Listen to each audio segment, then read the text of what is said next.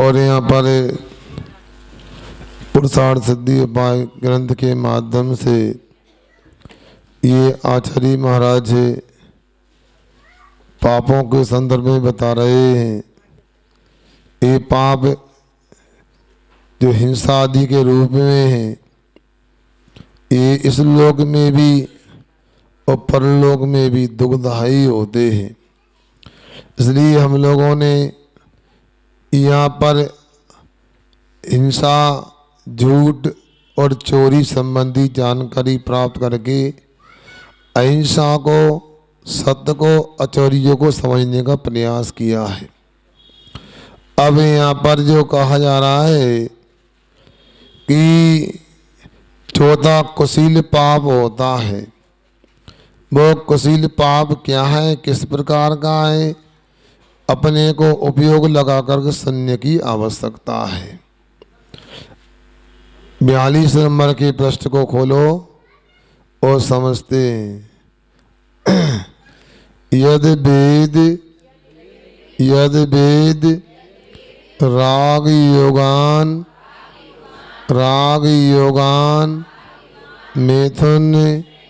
मैथुन मविधीते तद ब्रह्म। बंडी इधर आओ, ये पुस्तक ले लो। सब पूरा व्यवस्था में करना पड़ता है ना। ये भी ले जाओ भैया। यद वेद राग योगान मैथुन मविधीते तद ब्रह्म अवतरति तत्र हिंसा बदस्य सर्वत्र सद्भावात् यदि वेद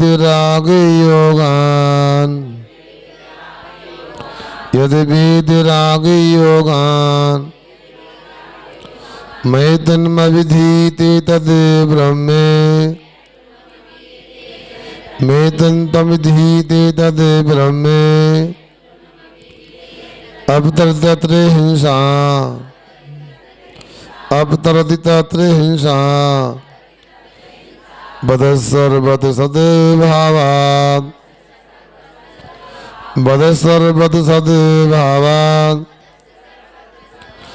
यदि वेद राग योगान मैथुनमविधीते तद ब्रह्मे अवतरति तत्र हिंसा बदसर्वत सद्भावात्। बोलो।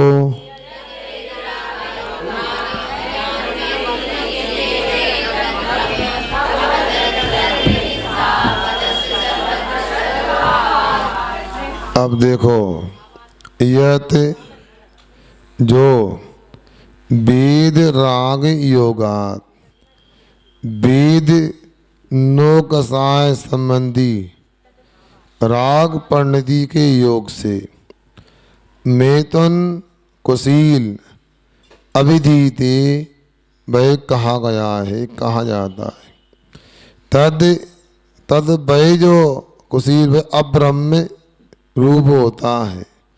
तत्र वहाँ पर बदस्य जीवों की हिंसा का सर्वत सब जगह सद्भावात् हिंसा प्रति सद्भाव होने से हिंसा उत्पन्न होती है। विषय को गंभीरता से समझने की आवश्यकता है। आप लोग जानते हैं 8 प्रकार के ज्ञानावरणी आदि कर्म होते हैं। ज्ञानावरण, दर्शनावरण, वेदनीय, मोहनीय, आयु, नाम, गोत्र और अंतरा है। इन्हें 8 तरह के द्रव्य कर्मों में एक मोहिनी कर्म होता है। जैसे किसी खेल की कोई टोली होती है, टीम होती है, उसमें एक एक मुखिया होता है, क्या बोलते हैं उसको?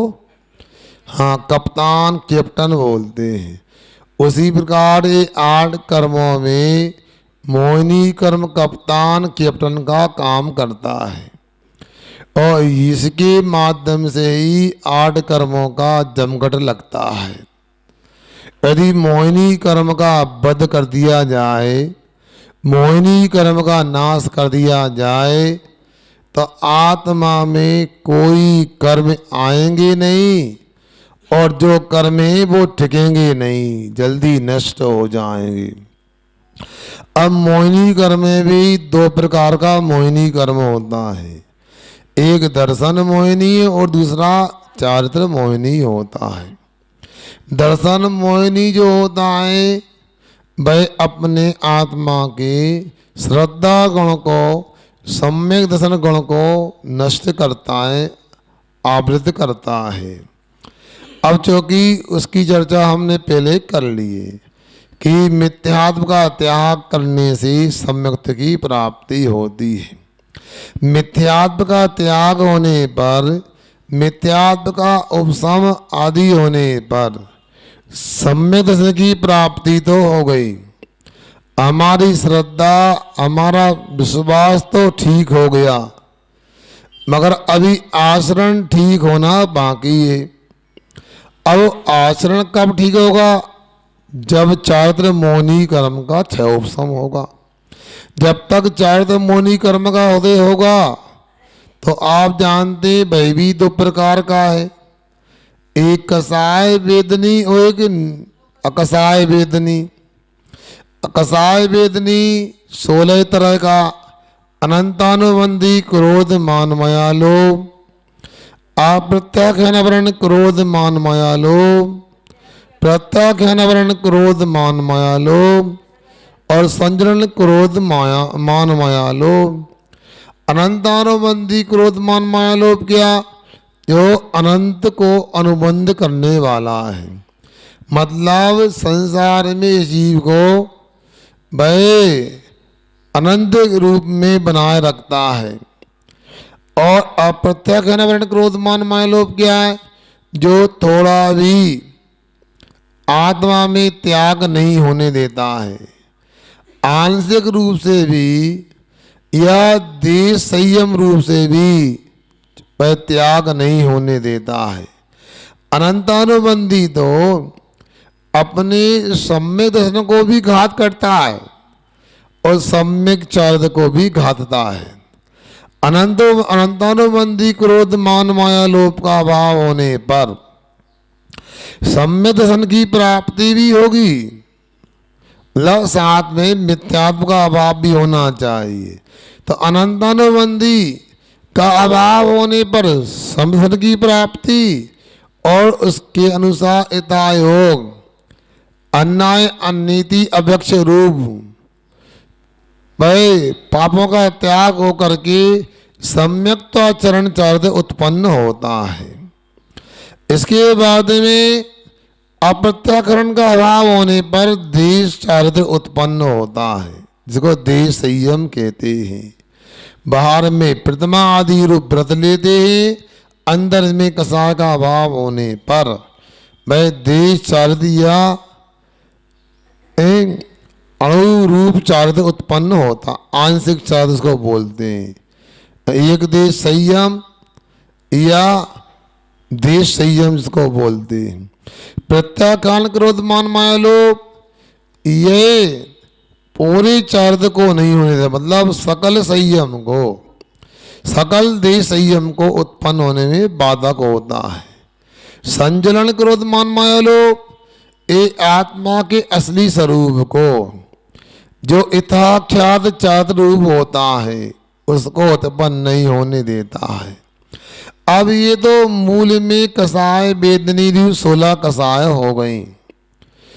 अब इसके साथ में कसाय वेदनी 9 प्रकार की होती है, जो कि कसाय की दम पर ही काम करती है। जैसे जैसे कसायों का अभाव होता जाता है गुणस्थान क्रम से, एक कमजोर होती जाती है। ये होने को तो ये 9वें गुण स्थान तक इनका भी उदय रहता है। हास, अरति, अरति, शोक, भय, जुगुप्सा, स्त्री वेद, पुरुष वेद और नपुंसक वेद। आप देखो, जिस कर्म के उदय से हंसी आती है वो हास अकसाय वेदनी कर्म है, या हास नो कसाय मोहिनी कर्म है। बाहर में कितने भी हंसने के प्रसंग मिल जाए, यदि अंदर से हास नो कसाय कर्म का उदय ना हो तो भाई हंस नहीं सकता है। लोपिंग गैस भी सुखवा दो तो कुछ नहीं होने वाला। हास के बाद रति होता, प्रीति का भाव रति है, पदार्थों में प्रीति होती। अरति, अप्रीति का नाम यहाँ पर अरति लेना। फिर शोक, स्त्री का वियोग होने पर जो खालीपन लगता है वो शोक कहलाता है, या दुख जिसको कहें। भय डर का नाम होता है, सब जानते हैं। डर क्यों लगता है? कुछ लोग मारा है बहुत डर लगता है, अंदर में भय भय कसाय की उदय उदीर्णा चलती है, और बाहर में भयानक रौद्र दृश्य दिखाई देने से डर लगता है। जुगुप्सा गिलानी का नाम होता है, जिससे पदार्थों में अलगाव होता है, गिलानी होती है, घृणा जिसको बोलते हैं। भाई क्या हो गया? और जुगुप्सा हो गई।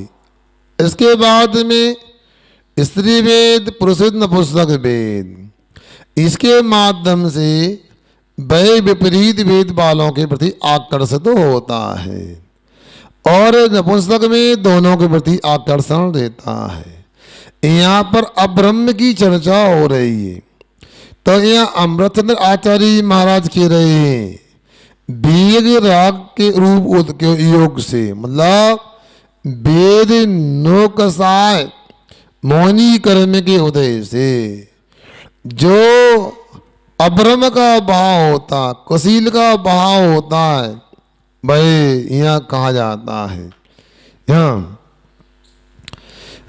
भाई अब्रह्म जानना चाहिए। वहां पर जो अब्रह्म जो सेवन किया जाता है, वहां पर भाव हिंसा भी होती है और द्रव्य हिंसा भी होती है। वहां अब्रह्म का सेवन किया जाएगा तो राग की परिणति होने से भाव हिंसा भी है, और बाहर में जीवों की हिंसा भी होती है नियम से। इसलिए आचार्यों ने इसको त्याग करने को मना किया है। थोड़ा विचार अपने को करना चाहिए।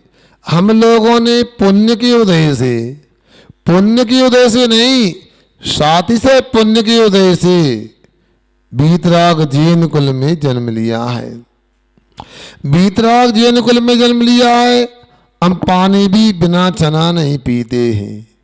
जब भी पानी पीते हैं तो सूती मोटा कपड़ा लेते हैं, जिसमें सूरज की किरणें भी आर पार नहीं होती। ऐसे कपड़े को डबल करके बर्तन पे रखते हैं और पानी छान के पीते हैं।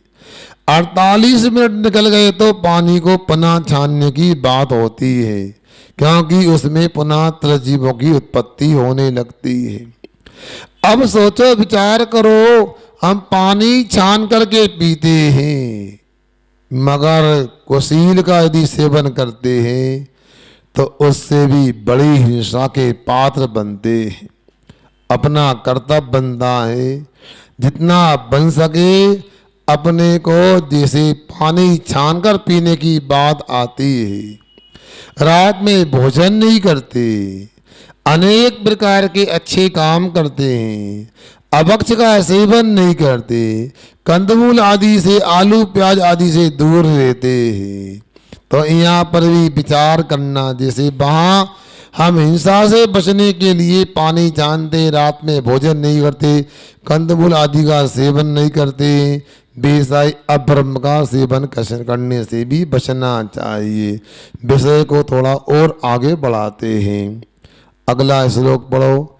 हिंस्यन्ते इंसेंदे तिलनाल्याम तिलनाल्याम तिलनाल्याम तप्तायसी तप्तायसी विनिहिते विनिहिते तिला तिला यद्वत् यद्वत् भयवो भयवो जीवा जीवा येनौ योनौ इंसंदे इंसंदे मेथुने मेथुने तद्वत् तद्वत् इंसंदे तिलनाल्याम इंसंदे तिलनाल्याम तप्तायसी विनिहिते तिला यद्वत् तप्तायसी विनिहिते तिला यद्वत् भयवो जीवायोनौ भयवो जीवायोनौ इंसंदे मेतुने तद्वत् इंसंदे मेतुने तद्वत् इंसंदे तिलनाल्याम तप्तायसी विनिहिते तिला यद्वत् भयवो जीवायोनौ इंसंदे मेतुने तद्वत्।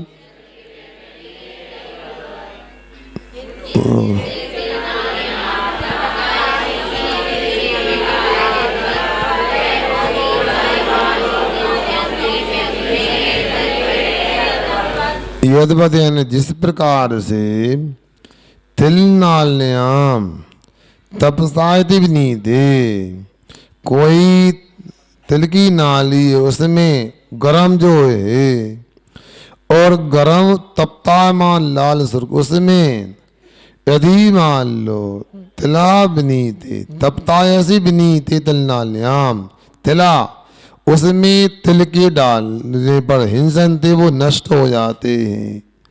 तद्वत् उसी प्रकार से मैं तुम्हें विषय सेवन के समय में एनवो भयवो जीवा भय योनि स्थान में बहुत सारे जीव अपने आप नष्ट हो जाते हैं मर जाते हैं।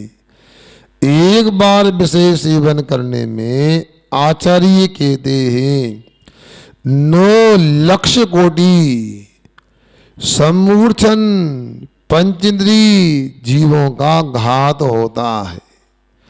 दैवी पंचेंद्री समूर्छन जीव भी सामान्य नहीं लब्ध पर्याप्त तक मनुष्य ही मानो आप मतलब जिनका पर्याप्ति नाम कर्म का उदय तो नहीं है किंतु अपर्याप्ति नाम कर्म का उदय है।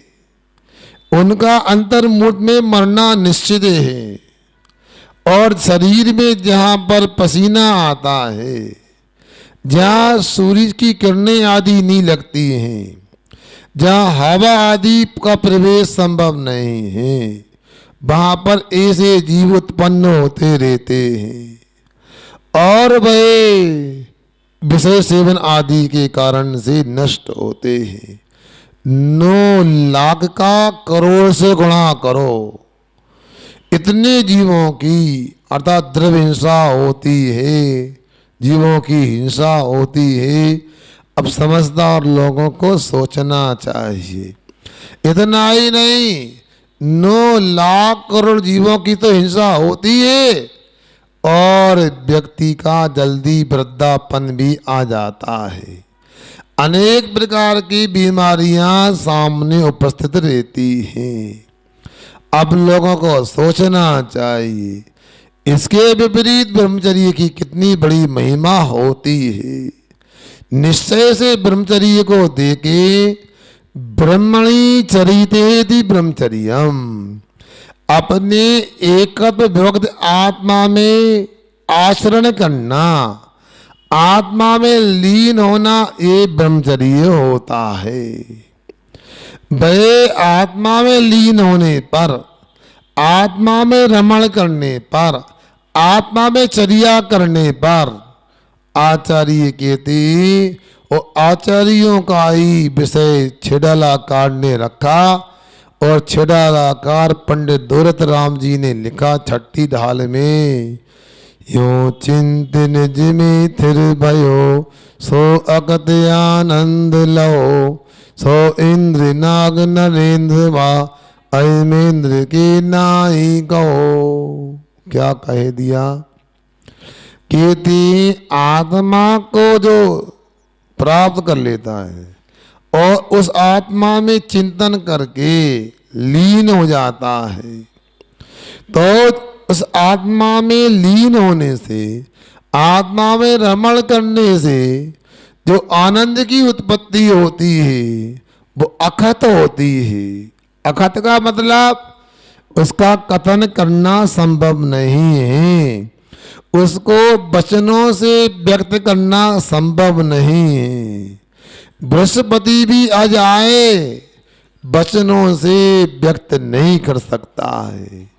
तो ये बता, आत्मा में रमण करने से आखिर कैसी सुख की प्राप्ति होती है, कैसा आनंद आता है?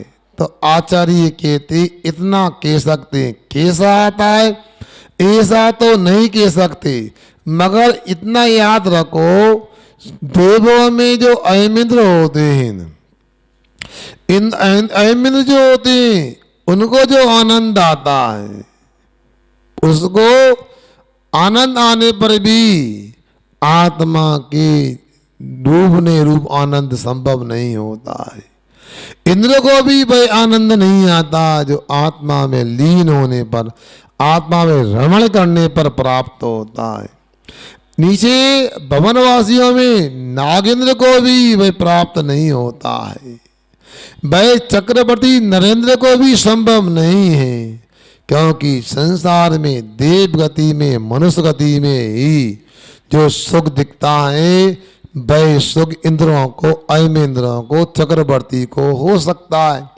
यही उन गति संबंधी पुण्यात्मा, विशेष पुण्यात्मा, सर्वोच्च पुण्यात्मा जीव होते, इनको भी आनंद की प्राप्ति नहीं होती जो आनंद की प्राप्ति ब्रह्म में चर्या करने वाले को, आत्मा में रमण करने वालों को प्राप्त होती है। अब सोच सकते हैं इसके विपरीत आप लोगों को ये सोचना है, अब्रह्म में झंपापात करने वालों को दुख की प्राप्ति होती है। अभी विचार करें, दुनिया में अनंत जीवों में सर्वाधिक सर्वश्रेष्ठ सुख किसको प्राप्त होता है? तो सिद्ध भगवान को होता है। कितना होता है? अनंत सुख प्राप्त होता है, सिद्ध भगवान को होता है। इसके विपरीत अनंत दुख किसको प्राप्त होता है? सर्वोत्कृष्ट दुख किसको प्राप्त होता है? नारकियों को नहीं, निगोत जीवों को, निगोतिया को। वहाँ एक श्वास में 18 बार जन्म लेना और 18 बार मरण को प्राप्त होना, ऐसी परिणति लगातार चलती रहती है। तो उसी प्रकार जैसे अनंत सुख सिद्धों को होता है और अनंत दुख निगोदिया को होता है, वैसा ही यहाँ पर जानो अनंत सुख ब्रह्मचर्य का पालन करने वालों को होता है, अनंत दुख कुशील का सेवन करने वालों को होता है। इसके माध्यम से नाना प्रकार की बीमारियां दुनिया में देखने में आती हैं, खाज खुजली हो जाती है, अनेक प्रकार के चर्म रोग हो जाते हैं, अनेक प्रकार के और भी हृदय रोग आदि भी सामने धमक जाते हैं। इतना ही नहीं, एड्स जैसी भयानक बीमारी हो जाती है, लोग व्यवहार में भी बुरा माना जाता है, वृद्धा अवस्था युवावस्था के समय में आ जाती है। ब्रह्मचर्य का पालन करने पर 80-90 वर्ष का व्यक्ति भी युवाओं की तरह दिखता है। ये तो आप लोगों को पता है कि देव लोग हमेशा वही किशोर अवस्था के समान दिखाई देते। यहाँ पर भी ब्रह्मचर्य का पालन करने वाले वही किशोर से कम नहीं होते। सोचो, विचार करो, कितने प्रकार के नए नए कपड़े पहनते हो, कितनी प्रकार की साबुनों से स्नान करते हो, कितनी तरह के शैम्पू का प्रयोग करते हो, कितनी जगह अपने बालों की स्टाइल बदलवाने को, कटाने को, बनाने को जाते हो, कितने क्रीम पाउडरों का उपयोग करते हो। इतने होने के बाद भी क्या है बताओ? आप लोगों को विचार करना चाहिए। इसके विपरीत साधु संतों को देखो, परम पूज आचार्य श्री के दर्शन करने जाती हो, क्या करते हो दर्शन करके बताओ? जरा उनको बैठकर देखा करो, कितनी उम्र है, 80 साल की उम्र होने जा रही है और 18 साल की युवा की तरह दिखाई देते हैं। इस ब्रह्मचर्य की महिमा है। जो ब्रह्मचर्य का पालन करता है उसकी बुद्धि भी और लोगों से श्रेष्ठ होती है। मेरे पास तो कोई बुद्धि ज्यादा नहीं है, मगर कितने साधु संत आपको दिखते हैं, दर्शन करते मिलते हैं। एक से बढ़ के एक मेधावी साधु संत होते हैं। पूछते महाराज आप लोगों को इतना ज्ञान कैसे हो जाता है? आप लगभग सभी कवि हृदय भी हो जाते हैं, आंसू कभी नहीं, रोने वाले कभी नहीं, आंसू ने जल्दी कविता बनाने वाले। आपकी बुद्धि इतनी काम कैसे करती है? जितने महाराज होते हैं काव्य के क्षेत्र में, न्याय के क्षेत्र में, छंद के क्षेत्र में, व्याकरण के क्षेत्र में, गणित के क्षेत्र में, विज्ञान आदि के क्षेत्र में, बल्कि राजनीति की जानकारी के रूप में भी, अर्थशास्त्र के रूप में जितनी जानकारी कहाँ से हो जाती है? तो मैं तो ये समझता हूँ जो ब्रह्मचर्य का पालन करते हैं उनके पास सरस्वती बिना बुलाए आ जाती है, बुलाना नहीं पड़ता है। जो ब्रह्मचर्य का पालन करते हैं उन पर सरस्वती नहीं लक्ष्मी की कृपा भी बरसती है।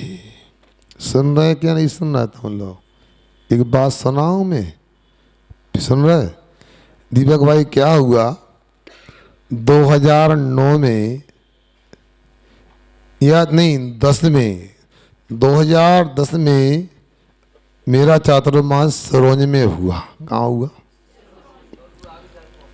अब वहाँ चातुर्मास हुआ तो पूर्व के बचपन के शिक्षक लोग दर्शन करने आए, साथ पढ़ने वाले विद्यार्थी भी आए और एक बार नहीं कई बार आए, सीढ़ी पर लेकर के आए।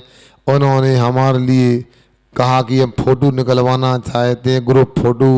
आप पहले खड़े होते थे, हम बैठते थे, शिक्षक लोग बोलते अब हमारा सौभाग्य हम खड़े हो के आपके चरणों में बैठ के फोटो निकलवाना चाहते हैं। फिर उन्होंने हमको कहा कि कुछ देना चाहते, हम कि क्या दो, नमोस्तु तेरा पर्याप्त है। उन्होंने कहा नहीं महाराज को कोई शास्त्र वगैरह देना चाहते। उन्होंने भागवत गीता हमको ला के दी, उसका अध्ययन किया। मैंने तो कभी पढ़ी नहीं थी, इसके पहले कुरान तो देखी थी बीना वारा में कि तू भागवत गीता का पढ़ने का योग बना, तो सरोज में बना। अब एक शिक्षक थे तो वो सीएल चौरसिया कहलाते थे, छगनलाल चौरसिया। वो मेरे लिए उन्होंने बायोलॉजी, जूलॉजी, बॉटनी और केमिस्ट्री पढ़ाई थी। अब वो एक दिन अचानक अकेले में आ गए और पूछते हैं महाराज कुछ पूछना चाहता हूँ। क्यों?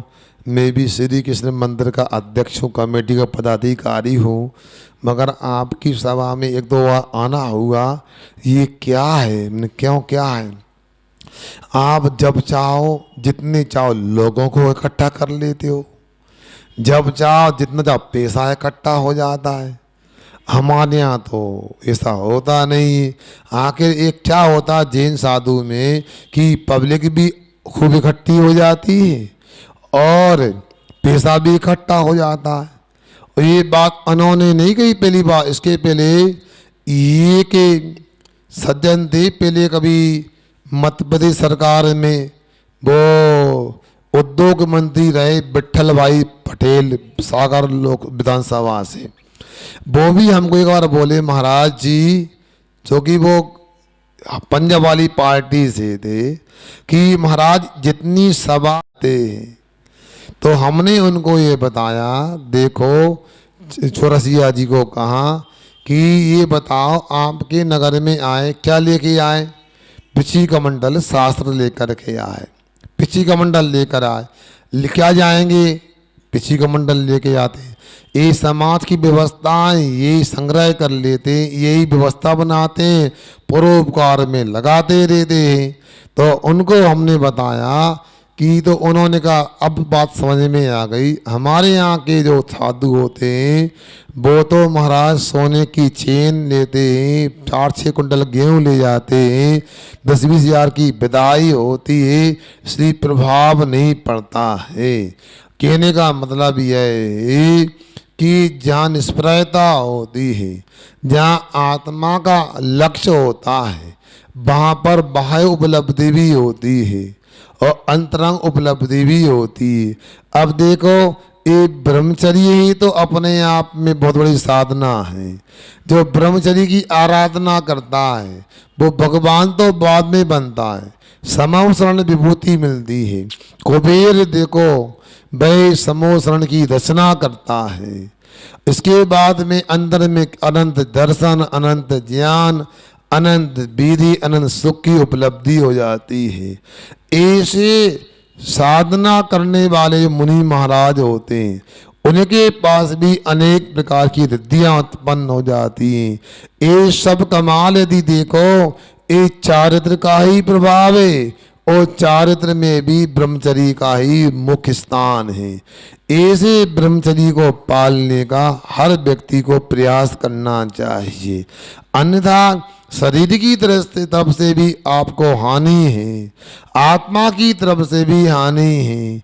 जहाँ आत्मा में रमण करने से, आत्मा में स्थिर होने से, आत्मस्थ होने से प्रति समय असंख्यात गुणी कर्मों की निजरा होती है, वहीं पर उनके लिए आचार्य कहते हैं बाहर में स्वास्थ्य की भी रक्षा होती है। आप लोगों की स्थिति ऐसी रहती है, एक दिन भी नहीं छूटता होगा कि दवाई ना खाना पड़े। आखिर क्या कारण रहता है? और साधु संत कैसे होते हैं जो बरसों दवाई नहीं लेते, अपने तरीके से अनुभव से काम करते हैं। ये सब ब्रह्मचर्य की महिमा है। और आजकल जो चल रहा है वो संतोषजनक नहीं, दुख का कारण है।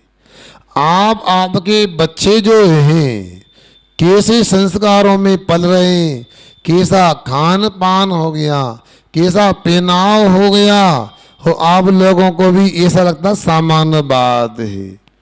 मेरा अंदर का मन होता मैं तो पंडाल से भगा दूं उन लोगों को जो मर्यादा भीन होते। आप लोग कितनी जल्दी कर लेते, उनको अगुआ बना देते। अभी कोई आए बताओ, हमको लगा बताओ वृद्ध पिताजी ससुर साहब साथ में आए, पल्ला भी नहीं ढकना, तो क्या जीवन बताओ है? कोई मर्यादा नहीं होती है। आप लोग आगे कर देते, उन्होंने शास्त्र भेंट किया, पूजन की, पांव धला चलते बने। अरे धर्म सभा में आए तो धर्म के शब्द तो सुनना चाहिए। अपना यश लूटना ही सब कुछ नहीं होता है। आप लोगों से मैं तो इतना कहना चाहता हूँ, सबसे पहले अपनी मर्यादा को बनाओ।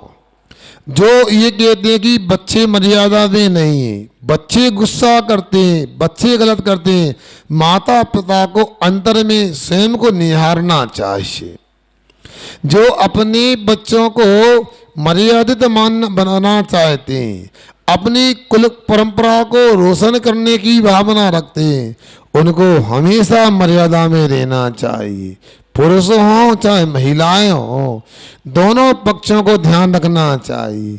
आखिर मैं आज तक नहीं समझ पाया हूँ ये बिना चुंदी के, बिना दुपट्टा के मिलता क्या है? ये साड़ी नहीं पहन के सलवार सूट में क्या मिलता है? विचार करो, सोचो। आखिर मगर बूढ़ी बूढ़ी महिलाओं को भी सलवार सूट बिना दुपट्टा के पहनने में आधुनिकता का अनुभव होता है। ये क्या हो रहा है? दूसरे की बात नहीं, अपना लोटा छानना है। कौन क्या कर रहा है आप स्वयं सोच लो। हमको लगता अरे पूछी ली है इन्होंने साधु जी की, अब ऐसी कैसी पिछी लेते हैं बताओ, कैसे दे देते हैं बताओ। सलवार सूट का त्याग भी नहीं, रात के पूरे तरह पानी का त्याग भी नहीं, सिर भी ढकना नहीं, ये क्या रहता है सोचो। अब बच्चों को क्या सिखाओगे, क्या सीखेंगे बच्चे आप लोगों से? आप स्वयं सोच लो, विचार कर लो। अपने बच्चों को यदि सिखाना है तो मैं आपको बार बार बोल रहा हूं, सुनो, स्वयं मर्यादित तो हो जाओ। यदि नहीं हो पाएंगे गड़बड़ हो जाएगा। एक प्रसंग मुझे याद आ रहा है, ये कोई सेठ जी थे। वो सेठ जी हमेशा मर्यादा में रहते थे और मर्यादा को ही पसंद करते थे। सुन रहे कि सो गए तुम लोग? वो मर्यादा में रहते थे और मर्यादा को ही पसंद करते थे। अब एक दिन क्या हुआ, मंदिर में थे और उन्होंने क्या देखा, एक महिला, इधर सुनो आप लोग, इधर उधर मत देखो। वो एक महिला मंदिर में पूरी तरह से चटकीले भड़कीले वस्त्रों को पहन के आती थी और गंदे कपड़ों को पहन के आती थी और जो जो कर सकती सब करके आती थी। फिर क्या हुआ? पर हुआ ये, सेठ जी किसी का दूसरे घर की महिला है और आज तो जमाना ऐसा, घर की महिला को भी नहीं बोल सकते, पत्नी को भी लोग नहीं बोल पाते हैं। आज के लोग सुनो अपनी बिटिया को भी नहीं बोल पाते हैं। तो उन्होंने विचार किया, क्या किया विचार? उन्होंने ये विचार किया कि इसको अकल तो ठिकाने लगाना है। सुन रहे? दूसरे परिवार की महिला हो, क्या है किसी की दम? बोल सकती है कुछ? बोलो ना, कोई नहीं बोल सकता। क्या चार बातें तो घर की महिलाओं से सुनने मिलेगी, बात 40 हो जाएंगी, रिपोर्ट हो जाए पुलिस में तुम्हारी, गिरफ्तारी हो जाए। आजकल तो और कानून बन गए, अब तो कुछ बोल ही नहीं सकते आप लोगों से। मगर सेठ जी ने एक रास्ता निकाला। समाज के मुखिया थे, उन्होंने अपनी पत्नी को सुनाई पूरी कहानी। सुनो ध्यान से, पत्नी को पूरी कहानी सुनाई और पत्नी से कहा जितने गंदे कपड़े हो सके तू पहन के कल मंदिर आना है। क्या? जितना गंदा श्रृंगार कर सके करके आना है। क्यों? अपने को, उसी महिला को ठीक करना है, अन्यथा मंदिर की चौखट के अंदर की मर्यादाएं पूरी नष्ट हो जाएंगी। आज एक महिला आई है, कल 4 आएंगी, कल 40 आएंगी, पूरी समाज की आएंगी। अपने घर की बहू बेटी भी मर्यादा विहीन हो जाएंगी। तो सेठ जी की पत्नी सेठानी जितना बन सका श्रृंगार, लिपस्टिक, जो जो क्रीम वगैरह लगाते हैं और बाल लंबे फैला करके और आगे करके उल्टे सीधे कपड़े पहन करके वो आई। पूरी सेटिंग थी सेठ जी की। और जैसे ही वो महिला सेठानी अंदर आई और सेठ जी ने जोर जोर से चिल्लाना प्रारंभ कर दिया। 50 महिलाएं अंदर थी, 50 आदमी थे। सब देखने क्या हो गया सेठ जी को, ये कैसी नगर नारी आ गई, बेश्या कहेंगी, भागे यहाँ से, कौन आ गई चोड़ेलन। और भूतनी क्या क्या बोला, जो बोल सकते सब बोल दिया। पूरी महिला कपने लगेंगी। सेठ जी ने जब अब सेठानी को नहीं छोड़ा तो अपन लोगों का हिस्सा क्या होगा बता। और उस दिन का दूसरे दिन था, कोई भी महिला बिना सिर ढके मंदिर में प्रवेश नहीं की किसी ने बता। कोई लिपस्टिक लगा के नहीं आई, किसी ने दुपट्टा नहीं छोड़ा। ऐसा व्यवस्था बनाने का काम होता है। मगर यहाँ तो ऐसा लगता है अंधेर नगरी चौपट राजा, टके शेर भाजी टके शेर खाजा। सुन रहे आप लोग? इतना हो सकता, आप कुछ कहोगे तो झगड़ा हो जाएगा और महाराज कहेंगे तो आना बंद हो जाएगा। नहीं जाएंगे हम, इसलिए महाराज जी पास नहीं जाते। ये बार बार टोकना, अरे जमाना कहाँ जा रहा है बताओ। हम क्वालिफाइड है, महाराज ने स्कूल देखना, कॉलेज देखा, बताओ आगे कपड़ा निकाल दीक्षा ले ली, बताओ हम क्वालिफाइड लोग हैं, बताओ हमने एमटेक किया है, हमने एमसी किया है, हम सीए फाइनल में है, बताओ क्या कुछ जानते नहीं महाराज। क्या है ओल्ड थिंकिंग लेकर चलते हैं महाराज लोग। हमें जैन धर्म में सब बातें अच्छी लगती, ये बात गंदी लगती महाराजों की, ये त्याग करो, ये त्याग करो, ऐसा करो। गुनाह की घटना है। हमारे संग के हमारे साथ के महाराज थे, सुनो अब महाराज का नाम क्या बताऊं। और महाराज बड़े महाराज ऊपर थे, सुनो एक कोई महाराज थे और एक महाराज नीचे थे। तीसरी मंजिल पे बड़े महाराज थे और पहली मंजिल पे ग्राउंड फ्लोर पर छोटे महाराज थे। और जैसे ही दर्शन करने बड़े महाराज ऊपर थे, उनके दर्शन करने गए तो महाराज ने कहा कि भैया आप कहाँ से आए। महाराज फलानी जगह से आए। ये कौन है। ये महाराज हमारी बिटिया है। अच्छा क्या कर रही है। ये महाराज जी सीए फाइनल में। अच्छा अच्छा। महाराज ने कहा धीरे से भैया बुरा नहीं मानना, ये बिटिया को दुपट्टा पहना के लाया करो, घर में जैसे रहो ठीक है, यहाँ सब लोग रहते हैं, इसको चुनरी दुपट्टा पहना करें। सुन रहे आप लोग।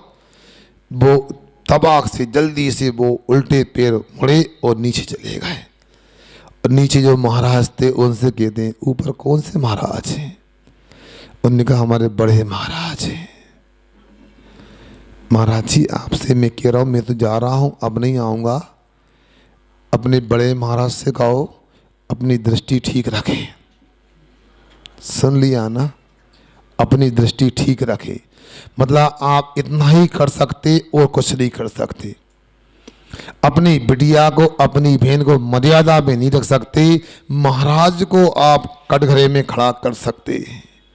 ये विडंबना है, सोच लो। ये ब्रह्मचर्य की चर्चा चल रही है, आखिर क्या हो रहा है देखो। भंडारा गया परम पूज्य आचार्य श्री के साथ में, उधर से लौटकर रामटेक जा रहे थे। इंजीनियरिंग कॉलेज में आहार का प्रसंग था, तो ऊपर शुद्धि करके नीचे लौटा तो देखा बगल में एक क्लास पर एक बेंच पर एक लड़का एक लड़की, एक लड़का एक लड़की, ये हाल होते। कहीं आपने सोचा विचार किया। अब मैंने यहाँ पर भी मैंने कुछ एक दो लोगों को समझाया, यहाँ बच्चे स्थिति ये कि आना ही बंद कर दिया। शायद माता पिता ने कह दिया तो मत जाओ महाराज पास, क्योंकि उनको दुपट्टा पहनने में शर्म लगती है। मर्यादा में उनको साजे कपड़े पहनने में शर्म लगती, फटे पैंट पहनना चाहते बच्चे। सोचो जिन लोगों से मुझे उम्मीद थी शिविर में जरूर आएंगे ये लोग, पता नहीं क्या हुआ वो शिविर में नहीं आए। यहाँ तक कि उन लोगों ने अपनी बेमर्यादा का परिचय दिया। और मैंने एक दिन देखा ना, सोचो कि दिन भर नहीं आएंगे और एक दिन थोड़ा तुमने लेट कर दिया आरती में तो वे बच्चियां आ गईं, तो हमें देखा जे इटारसी का नज़ारा है। बताओ दुपट्टा की कोई आवश्यकता नहीं। ये उनकी माता को हंसना नहीं चाहिए, गौर करना चाहिए। आपका तो सिर नीचे तब होगा जब लड़की तुम्हारी कहीं चली जाएगी छोटी कास्ट में। आप लोगों को कोई चिंता नहीं है, पढ़ाई कराना है। अगर कब तक पढ़ाई करेगी लड़की बताओ। कानून में 18 वर्ष में यदि विवाह होता है, 28 वर्ष की लड़की को पढ़ाई कराना, फिर जॉब करना है। आखिर सोचो क्या आप लोगों ने क्या कसम खा ली कि हमारा घर का कुल का नाम बदनाम करना है। यदि कुल का नाम बदनाम करना है तो दिखाओ वो करो। यदि आपको अपने पूर्वजों की लाज को बना के रखना है, इज्जत को बचा के रखना है, मैं तो ये कहूंगा जो व्यवस्था वैसा करना चाहिए। लड़की हो तो 18 वर्ष में पूछ लो ब्रह्मचर्य व्रत लेना है कि गृहस्थ में ही आना है। आपको अपने समाज परिवार की मर्यादा को बचा के रखना है तो मेरी बात पर ध्यान दो। आगे ये गड़बड़ियां क्यों हो रही हैं, आप लोगों को विचार करना है। आखिर आपने अपनी लड़की को किसके भरोसे छोड़ा बताओ। नौकरी करने को, पढ़ाई करने के लिए। सोच लो, विचार कर लो, बिना माता पिता के मैं किसी लड़की को बाहर पढ़ने नौकरी करने की स्वीकृति आशीर्वाद नहीं देता हूं। एक बार की बात है, मैं कहीं पर था तो एक परिवार आया मेरे पास, बिटिया को आशीर्वाद दो। मैंने क्यों? ये बिटिया को सीए करने इंदौर भेज रहे हैं।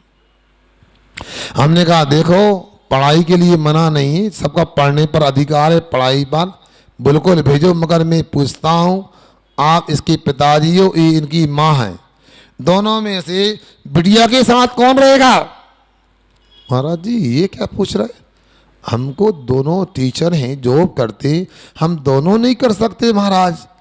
तो हमने कहा आप दोनों यदि बिटिया के साथ नहीं रह सकते तो मैं आशीर्वाद नहीं दे सकता हूं।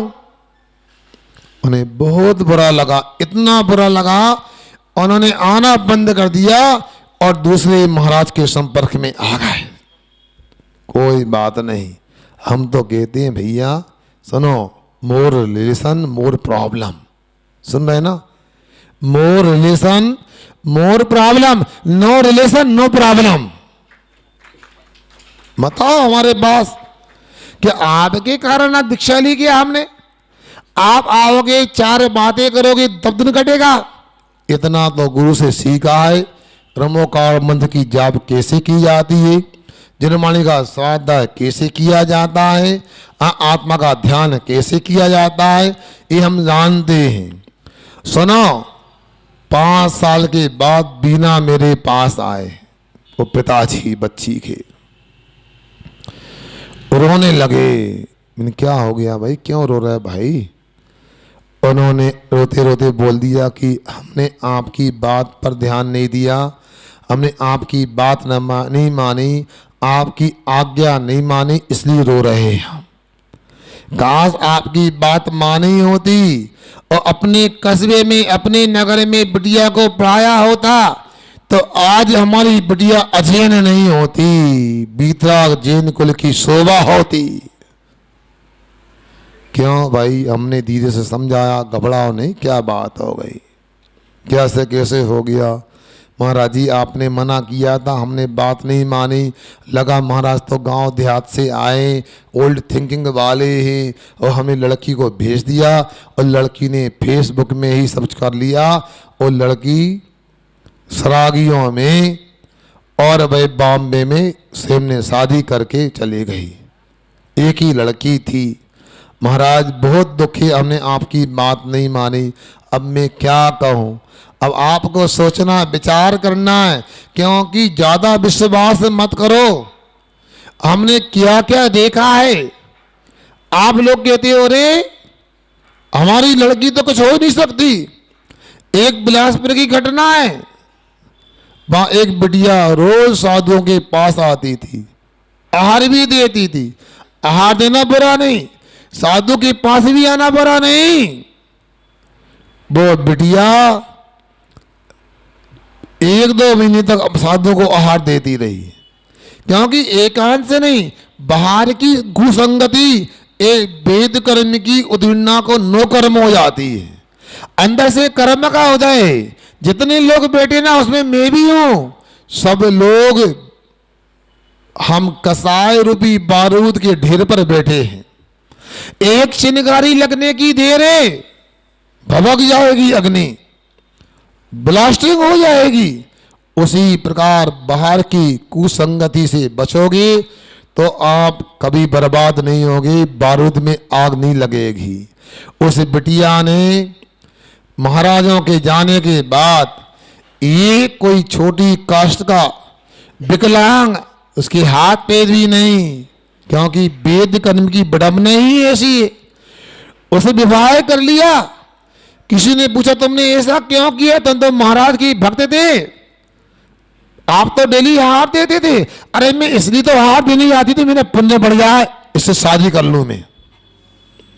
देखो विडंबना यह है। आप लोगों से मैं बार बार बोल रहा हूँ, 50 घटनाएं, वो पुस्तक शायद गुना में होगी, लव केमिस्ट्री, वो पढ़ाना चाहता हूँ। आज तक कितने बच्चों ने भाई सुनो, निम्न जातियों में शादी करके कितना दुख उठाया, कितना दुख पाया है, आँख खोलने वाली पुस्तक है। ये लग धीरी सागर जी ने उसको प्रिंट कराई थी कहीं से। अब आपको सोचना है, आप अपने बच्चों को जन्म देना बहुत बड़ी बात नहीं, बच्चों को संस्कार देना और उनको अपने जीवन में व्यवस्थित कर देना बहुत बड़ी बात है। आप समझ लो, मैं तो इतना ही कहना चाहता हूँ। परिस्थिति तो ये बोलती है आपको अपने बच्चों को पढ़ाना हो अथवा आपकी नौकरी कराना हो, ये तो साथ में रहो, अथवा 18 वर्ष के कानून कहता है विवाह करने की स्थिति हो गई है। बाद में क्या करना है कुछ भी करो, मगर आप लोगों को ध्यान रखना है ये क्या बता रहे हैं, ब्रह्मचर्य की महिमा बताई जा रही है। कुशील पाप की ये हानि, ये विडंबना बता करके ब्रह्मचर्य की ओर अपने को ले जाना चाहते हैं। अगला श्लोक पढ़ते हैं। यद्यपि यद्यपि यद्यपि क्रियते क्रियते किंचिन किंचिन मदनो मदनो द्रिका धनंग धनंग रमणादि धनंग रमणादि तत्रापि तत्रापि भवति भवति हिंसा हिंसा रागदुत्पत्ति तंत्रत्वात् तंत्रत्वात् यद्यपि क्रियते किंचन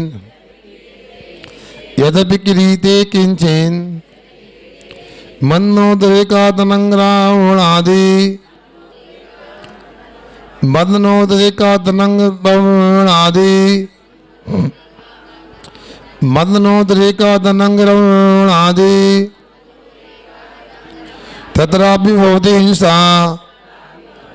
तत्रापि भवति हिंसा रागादुत्पत्तितंत्रत्वात् यद्यपि क्रियते किंचन मदनोदरेकादनंग्रावणादि तत्रापि भवति हिंसा रागादुत्पत्तितंत्रत्वात्। बोलो कहती है। तो यहाँ चर्चा ये हो रही है, क्या कह रहे हैं यहाँ पर सुनो, और भी बता रहे। बदन उद्रेकात, काम वासना की उत्कटता से, कोई बात बैठ जा सुन लो। हम काम वासना की उत्कटता से यत किंचित जो कुछ भी थोड़ा अनग्रमणादि काम सेवन आदि क्रियते किया जाता है, तथा भी वहाँ पर भी राग आदि उत्पत्ति तंत्रात्, राग आदि की उत्पत्ति के होने से, उसके राग आदि की उत्पत्ति की आधीन होने से हिंसा भवति, हिंसा होती है, बच नहीं सकते हैं। द्रव्य से भी हिंसा होती है और भाव से भी हिंसा होती है। इसलिए आप लोगों को इसको लेकर विचार करना चाहिए। मैं समझता हूँ कि कोई भी विषय में प्रवृत्ति 24 घंटे नहीं होती, 12 महीना नहीं होती, मगर त्याग नहीं होता, परिमाण नहीं होता, तो याद रखना पाप का आश्रय बंद होता है। कैसे होता है? चक्रवर्ती की 96,000 रानियां होती हैं, मतलब एक पुरुष के 96,000 विवाह तक हो सकते हैं। यदि हमने 100 द्वारा संतोष व्रत को धारण नहीं किया, हमारे लिए संसार में जितनी भी स्त्रियां हैं, उस संबंधी पुरुषों को, जितने पुरुष हैं उतना स्त्रियों को राग का पाप का आश्रय बंद हो रहा है। सब लोगों को इतना तो कर लेना चाहिए कि कम से कम 100 द्वारा संतोष से पत्नी संतोष व्रत धारण करना चाहिए। जिनका विवाह नहीं हुआ, विवाह तक ब्रह्मचर्य धारण करना चाहिए, पढ़ाई तक ब्रह्मचर्य धारण करना चाहिए, कुछ तो मर्यादा बनाकर रखना चाहिए, अन्यथा बहाव आश्रम तो लगातार हो रहा है। वो बहाव हिंसा यथार्थ में ये कभी नहीं रुकती। द्रव्य की हिंसा तो कभी कभी होती है, कुछ समय के लिए होती है। बहाव की हिंसा तो ऑटोयाम चल रही है। बिजली का मीटर घर में लगा है, लगातार घूमता रहता है। क्या सुन रहा है? मीटर को देखा? अब तो पल्स वाले आ गए, पहले पहिया वाले मीटर होते थे, हम भी देखते थे। ध्यान से देखो, पहिए थोड़ा सा तो बल्ब जलाओ या जला, घूमता ही रहेगा, धीरे धीरे घूमेगा, मतलब वो कभी रुकेगा ही नहीं। क्या क्या नहीं रुकेगा? बिजली का मीटर। उसी प्रकार हमारे द्वारा जो राग आदि का त्याग नहीं, बाहर के विषयों का परिमाण नहीं, तो हमारे कर्मी आश्रम का पहिया लगातार घूम रहा है और हम कर्म की चपेट में लगातार आते जा रहे हैं। एक एक कर्म का और आवरण होता जा रहा है, और गुलाम होते जा रहे हैं, अपनी आत्मा से स्वयं दूर होते जा रहे हैं। श्री समल के काम करो, अपनी मर्यादा को बनाओ, मर्यादा में रहना सीखो। बहाव से द्रव्य से क्या कर्तव्य है? देखो, अब्रह्म का सेवन तो कुल परंपरा चलाने के लिए, अपनी अनंत वासना को सीमित करने के लिए है, मगर उसको यदि परिमित नहीं करते, महान पाप कर्म का आश्रय बंद होता है। अगला श्लोक पढ़ के पूरा करते हैं विषय को। ये निज कलत्र मात्राम, निज कलत्र मात्राम परिहर्तुम परिहर्तुम शक्नुवन्ति शक्नुवन्ति नहीं मोहात नहीं मोहात निशेष निशेष शेषयोषि शेषयोषिन शेषयोषिन निषेवणाम निषेवणाम तैरपि तैरपि न कार्यम कार्यम निजी ए निजी कलत्र मात्राम ए निजी कलत्र मात्राम परिहर्तुम शक्नुवन्ति नहीं मोहात् परिहर्तुम शक्नुवन्ति नहीं मोहात् निशेष शेष निशेष शेषयोषिन् निषेवणं तैरपि न कार्यम् निषेवणं तैरपि न कार्यम् ए निज कलत्र मात्राम परिहर्तुम शक्नुवन्ति नहीं मोहात् निशेष शेषयोषिन् निषेवणं तैरपि न कार्यम्। बोलो।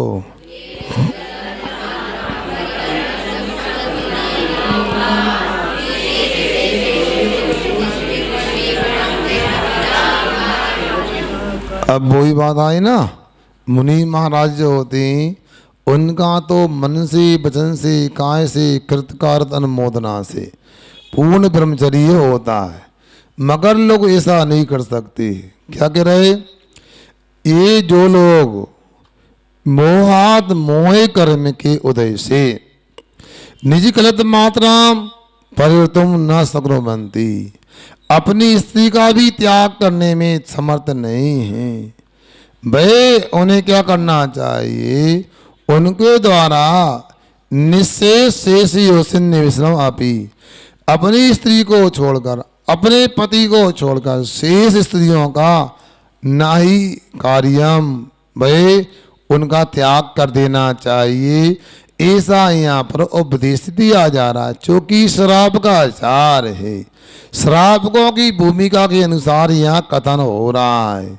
क्योंकि आप लोगों को ये तो याद रखना चाहिए, इस संसार में जो कहा गया है ये बहुत ही अलग प्रकार का है, संसार को बढ़ाने वाला है।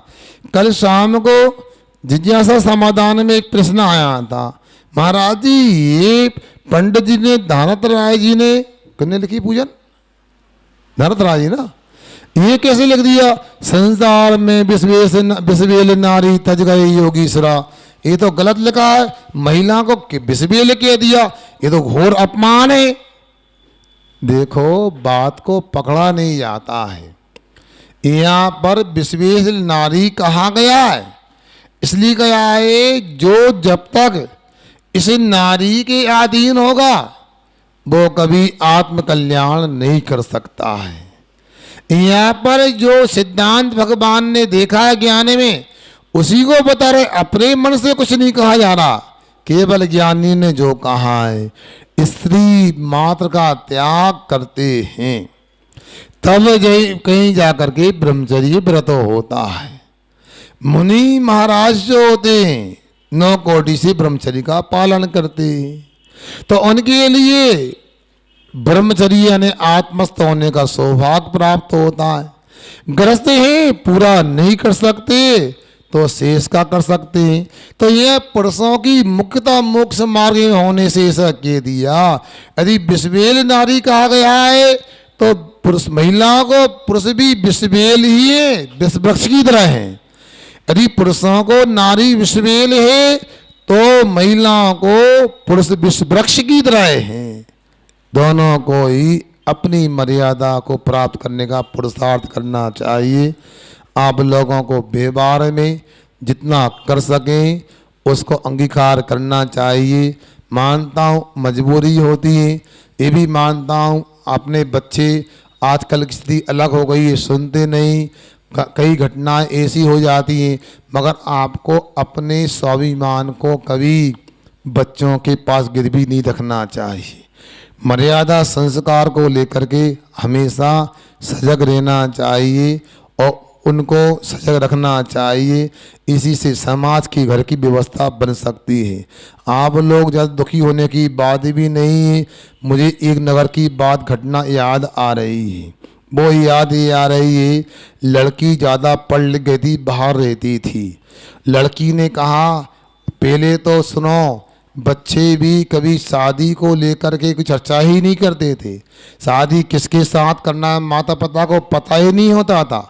आज की स्थिति है, वो लड़की अपने पिताजी से कहती मैं तो उसी के साथ शादी करूँगी। पिताजी ने माँ ने समझाया, बिल्कुल मानने को तैयार नहीं। फिर पिताजी ने कहा हमारी सीमा है, हमने कर लिया प्रयास, कह दिया तूने यदि वहाँ शादी की तो हम तेरे माता पिता नहीं और तू हमारी बिटिया नहीं।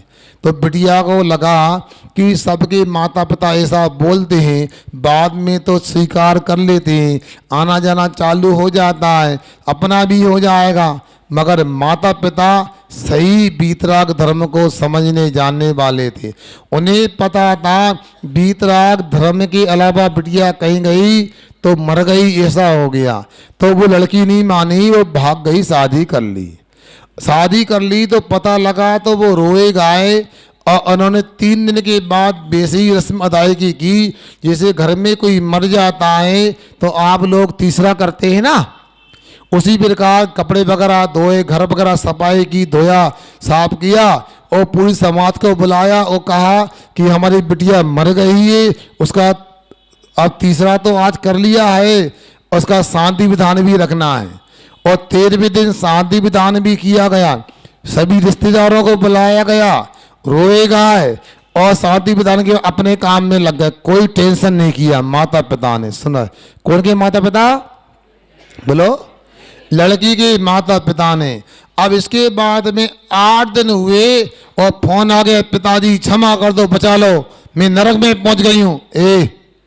लड़की हमारी मर चुकी है, तीसरा भी कर दिया और 13वीं भी हो गई, दोबारा फोन मत लगाना।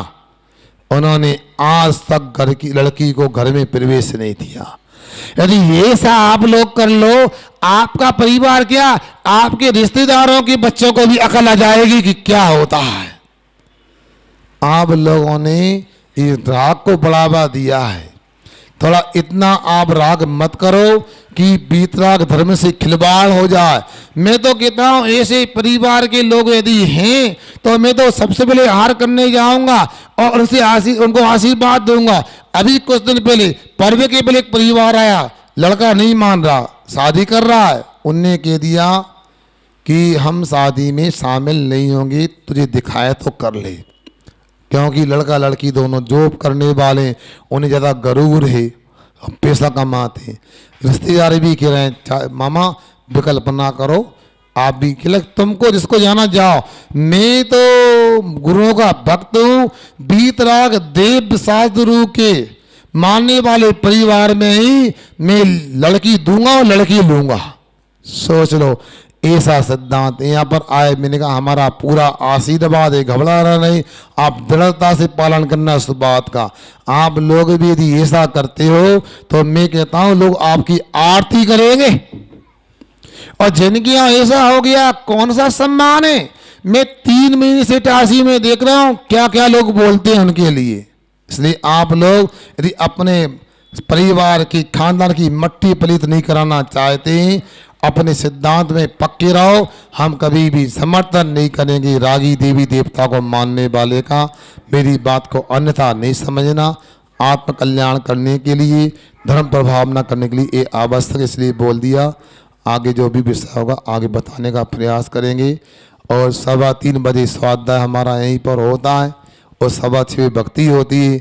आप आओ तो अच्छा है, नहीं आओ तो हम कैसे करें आप लोगों को। अहिंसा परमो धर्म की।